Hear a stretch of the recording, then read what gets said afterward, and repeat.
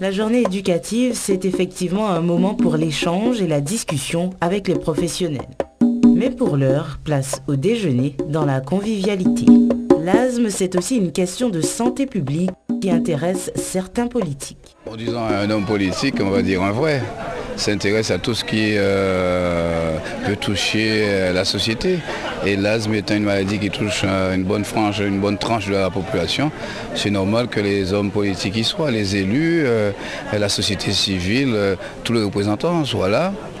Surtout il s'agit maintenant d'une affaire d'éducation et parfois l'asthme est une maladie un peu particulière avec plusieurs formes, plusieurs origines, avec certaines études australiennes ou américaines. Donc, mais en plus homme politique mais aussi père de famille et avec un fils ayant quelques difficultés, donc je suis là à double titre quoi. Bon mais j'ai l'habitude quand même en tant que maire d'aider l'association qui est à Saint-Claude sans difficulté, il n'y a pas de souci. Pour nous c'est une obligation. C'est même un devoir que l'homme public fasse du mieux qu'il peut pour apporter un soutien aux bénévoles qui s'y impliquent. L'asthme ou autre chose, la ville de Saint-Claude se fait fort d'être aux côtés des gens qui s'investissent pour assurer un minimum de confort ou soulager ceux qui sont en difficulté. Je crois qu'il y a un travail extraordinaire qui est fait d'abord pour les patients. On a vu lors de cette journée combien les patients sont demandeurs aujourd'hui.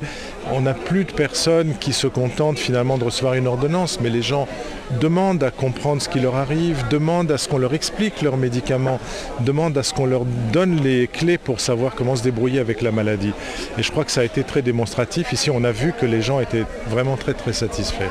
Et je dois dire que moi qui vois beaucoup de professionnels, qui voient beaucoup de réseaux, je crois que c'est un des réseaux, si ce n'est pas le réseau qui fonctionne le mieux en France aujourd'hui. Qui fonctionne le mieux parce qu'il est très structuré, parce qu'il y a plusieurs acteurs impliqués, parce qu'il touche énormément de patients asthmatiques. Et je crois qu'une journée comme celle-là est une réalisation magnifique et on le voit au niveau de la satisfaction des gens, des témoignages qui sont sortis ce matin dans la réunion. Je pense qu'il y a ici une sorte de thérapie sociale.